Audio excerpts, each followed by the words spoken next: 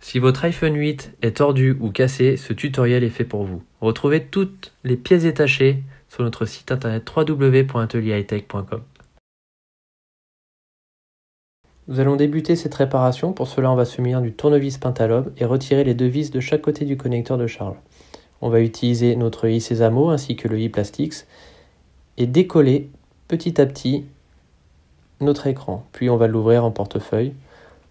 À l'aide d'un tournevis cruciforme, on retire toutes les vis du support de notre écran. Puis, on va retirer le support de notre nappe FaceTime à l'aide du tournevis cruciforme également.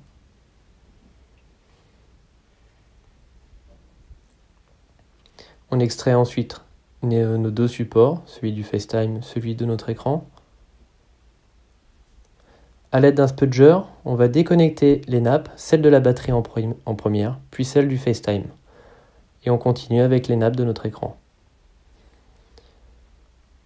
Voilà, celles-ci sont déconnectées, on retire l'écran. On va maintenant s'attaquer au support qui se trouve en partie haute pour accéder à la partie carte mère, puis l'antenne Wi-Fi GPS qui se trouve en haut à gauche. On retire toutes nos vis à l'aide du tournevis cruciforme toujours. Voilà, on retire la vis qui se trouve sur le côté de notre châssis. À l'aide de notre pince, on retire l'antenne. On continue à retirer les vis qui se trouvent en dessous, bien les répertorier sur un patron. On continue avec les vis de notre support caméra de vis cruciforme. À l'aide de la pince Bruxelles, on la retire. On déconnecte maintenant notre caméra arrière à l'aide du spudger. On vient extraire notre caméra. On va utiliser un tournevis spécial pour enlever la vis qui se trouvait en dessous de la caméra. Voilà, on retire tous les petits composants qui se trouvent autour. À l'aide du spudger, on continue à retirer toutes les nappes. On enlève le rack de la carte SIM.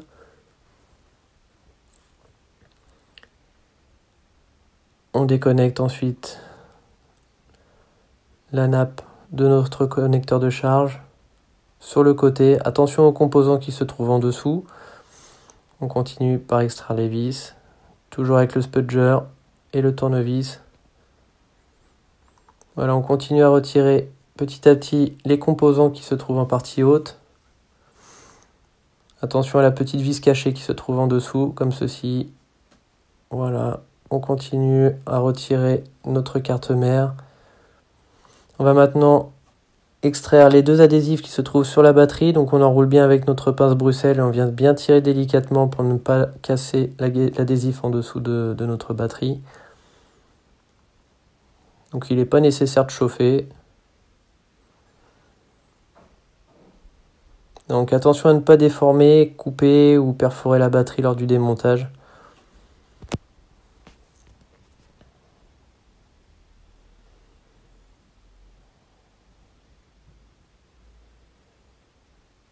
Donc si vous avez des difficultés, vous pouvez très légèrement chauffer. Maintenant on va retirer notre vibreur taptique. On enlève les vis qui le maintiennent, donc le support en partie basse avec les trois vis. C'est un mélange de tri-wing et de cruciforme. On poursuit avec l'extraction du speaker ensuite. Les vis de chaque côté du connecteur de charge. Les vis du côté du micro. Attention au petit support en plastique. Voilà, on va l'extraire. On continue avec le tournevis cruciforme. On retire encore les vis. On déconnecte notre antenne. Toujours avec notre spatule en nylon. Voilà, on décolle très délicatement pour ne pas l'endommager. On continue à retirer nos vis. On soulève le speaker et on peut l'extraire. Voilà, maintenant on va pouvoir retirer la nappe du taptic. Continuer à retirer les vis et l'extraire également. Maintenant on retire les deux autres adhésifs qui maintiennent notre batterie en partie basse, comme tout à l'heure.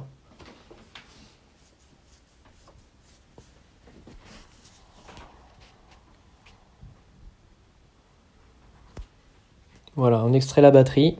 Maintenant, on utilise notre spudger. On va décoller tout doucement, délicatement notre connecteur de charge qui est collé. On peut très légèrement chauffer sur l'extérieur, sur la partie vitre.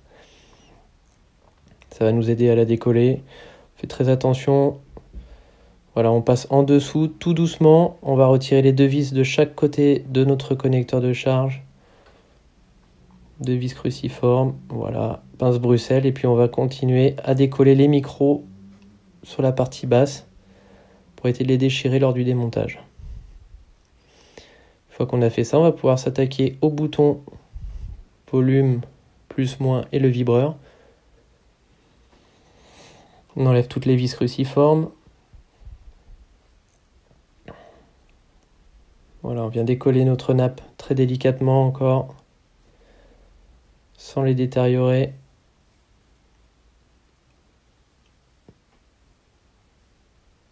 On soulève, on fait levier tout doucement, vous allez voir, vous allez avoir le support qui va venir avec. Voilà, on continue sur la partie flash. On décolle en dessous du micro d'ambiance avec la pince de Bruxelles, délicatement. Voilà, maintenant on va retirer les agrafes, c'est ce qui va nous permettre de clipser notre écran. Donc attention au sens pour le remontage. Voilà. Maintenant on retire entièrement notre bouton.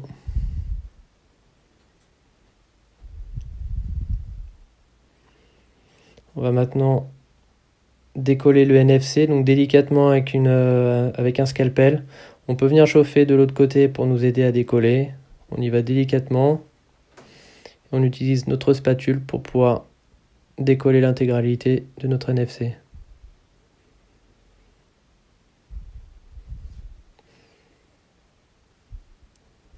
On s'attaque encore aux agrafes sur les côtés.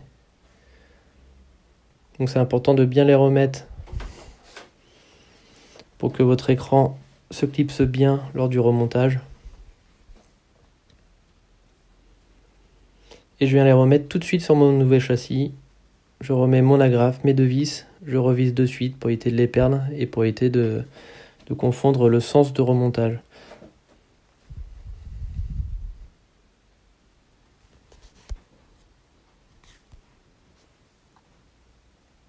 Voilà, je repose ma deuxième agrafe.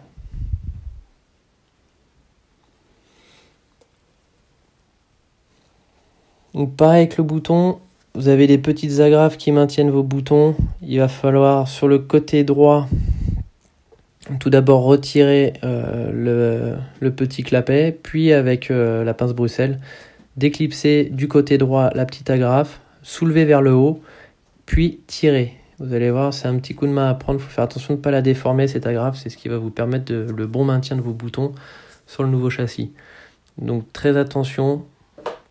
On enlève le clapet, puis on déclipse en faisant levier vers le haut. Et ensuite, on vient tirer sur notre agrafe. Pareil, on enlève un bouton, on remet tout de suite sur notre nouveau châssis. Ça évite de perdre des pièces et de bien vérifier le bon sens de remontage. Donc pareil pour le bouton power. Voilà, donc maintenant qu'on a fait tout ça, on va remettre le NFC, on va le repositionner sur notre nouveau châssis. On repositionne notre bouton volume, on l'ajuste bien, on remet les vis de chaque côté de notre bouton power.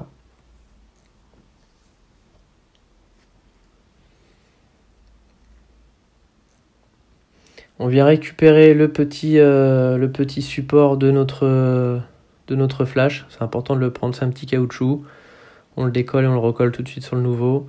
Et on poursuit par le remontage de notre bouton avec les vis cruciformes de chaque côté. On va maintenant remettre et ajuster notre connecteur de charge. Donc on ajuste bien le connecteur dans l'interstice en bas, les micros de chaque côté. On remet les vis. On vient positionner notre vibreur taptique. Voilà. On branche la nappe. On remet nos vis.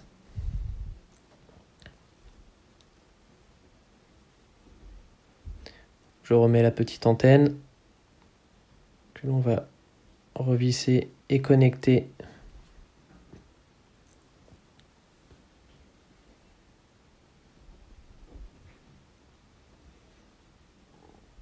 Le support avec les vis, donc cruciforme et tripoint.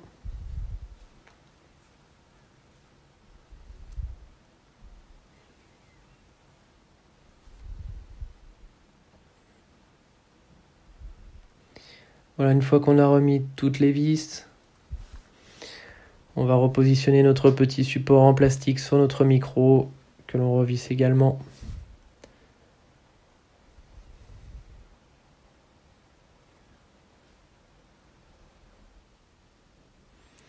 Voilà, on remet l'isolant de nos agrafes sur les côtés, on remet notre carte mère que l'on revisse. On branche le NFC. On n'oublie pas toutes les vis, celles qui manquaient en bas. On remet la vis en partie haute sur notre carte mère. L'antenne en haut à gauche.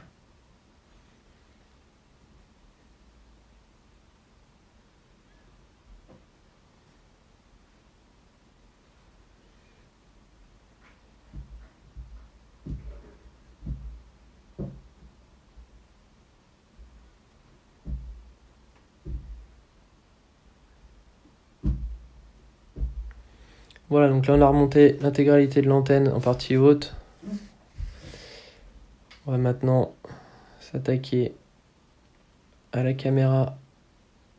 D'abord on remet le petit support qu'il y a sur notre flash, donc on enlève la vis parce que ça permettait de maintenir notre carte mère, on la remet maintenant. Voilà, on remet la petite antenne qu'il y a sur le côté. On fait bien attention à l'ordre, la façon dont on la remet, on la revisse. Pareil, les vis sur les côtés du châssis, à ne pas oublier, c'est important.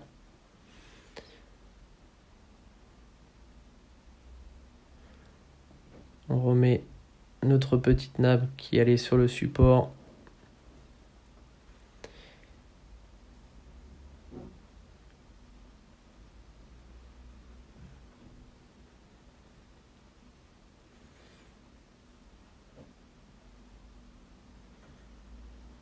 Voilà, donc on a revissé. On va maintenant remettre la caméra, la clipser et mettre le support avec ces deux vis cruciformes.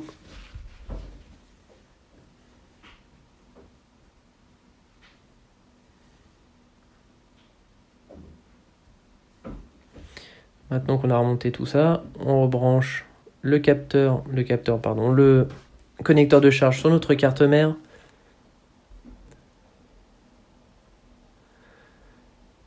On remet notre support en dessous de notre antenne Wi-Fi.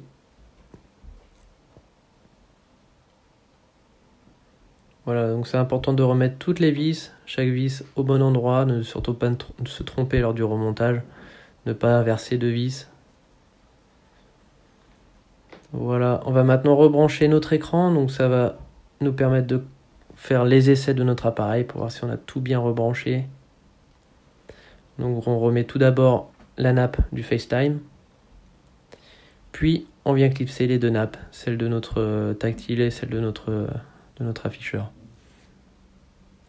Donc avec le bout des doigts, on ajuste, on met la batterie, on branche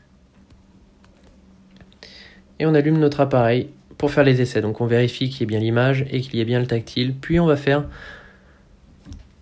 tous les essais. Maintenant on va recoller notre batterie, on remet les adhésifs sur le dessus, donc c'est des petits adhésifs spécialement pour l'iPhone 8, pour la batterie. Voilà, on enlève la partie rose de chaque côté. On va maintenant ajuster, coller notre batterie à l'intérieur.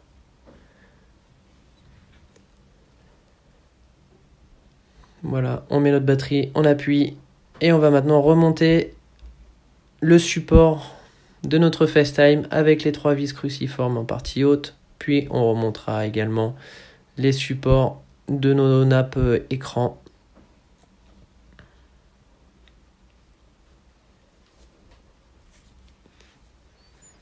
Voilà, et la réparation s'arrête ici. Donc réparation assez longue, c'est pas très compliqué, il faut faire très attention à la taille des vis, ne pas les confondre et bien répertorier les pièces détachées que vous démontez. Voilà, donc si vous avez des questions sur cette réparation, n'hésitez pas à nous contacter via le site internet www.atelierhightech.com ou via le numéro de téléphone qui s'affiche juste en dessous de la vidéo. Voilà, vous n'avez plus qu'à remonter, mettre les deux vis et votre remontage est fait, votre réparation est OK. À très bientôt dans un nouveau tutoriel de l'atelier.